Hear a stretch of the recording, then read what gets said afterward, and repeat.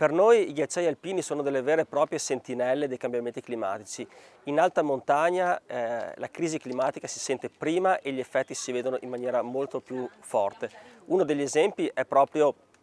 quello che è successo in Marmolada 15 giorni fa. Un crollo di ghiaccio che è naturale nei nostri ghiacciai, è nato sicuramente da un substrato caldo, cioè il clima che sta cambiando ha creato un'instabilità maggiore in un sistema che era già di per sé instabile. Quindi questo crollo è un esempio di quelli che sono i rischi associati ai cambiamenti climatici. Ecco, i ghiacciai sono dei maestri utilissimi perché lì vediamo quello che sta succedendo, lo vediamo in maniera molto chiara e soprattutto vediamo anche gli effetti. Sono sentinelle perché qui si vedono prima. Le conseguenze nei ghiacciai si vedono già oggi in maniera molto forte, ma sono conseguenze che vedremo anche in tutti gli altri compartimenti del pianeta Terra nei prossimi anni.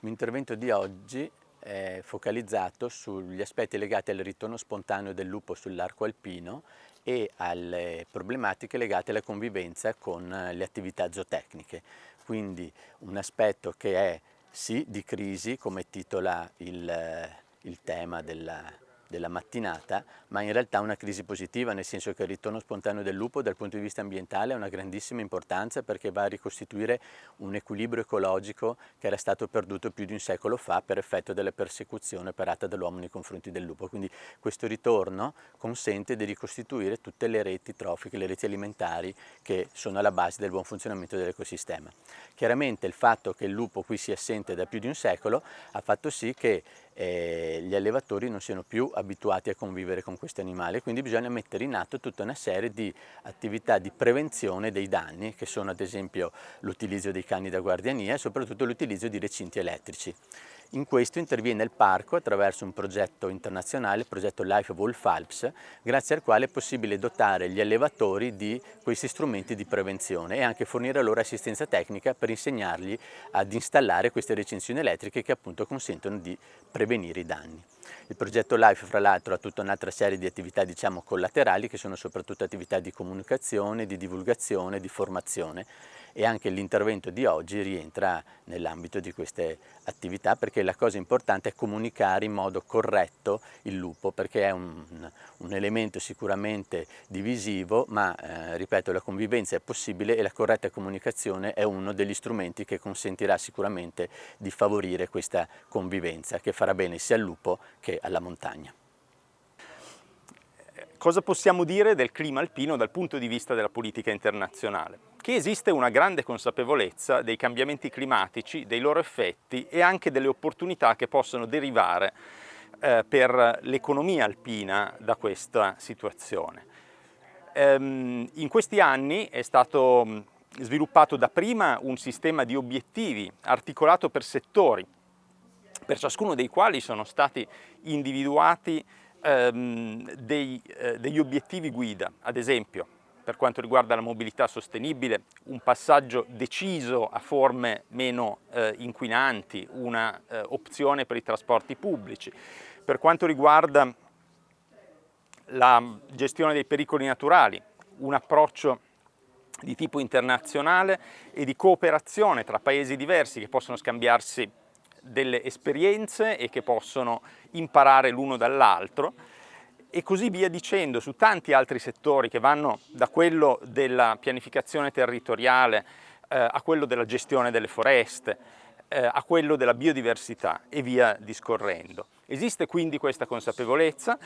e a questo punto bisogna passare all'azione. Passare all'azione significa coinvolgere non più solamente i governi che siedono in questa assise internazionale, ma coinvolgere anche chi è chiamato alle azioni concrete, che significa sicuramente i governi subnazionali, le regioni, le province, i comuni, ma anche la società civile, le persone e le imprese, il cui ruolo è essenziale per poter avere una reale transizione climatica.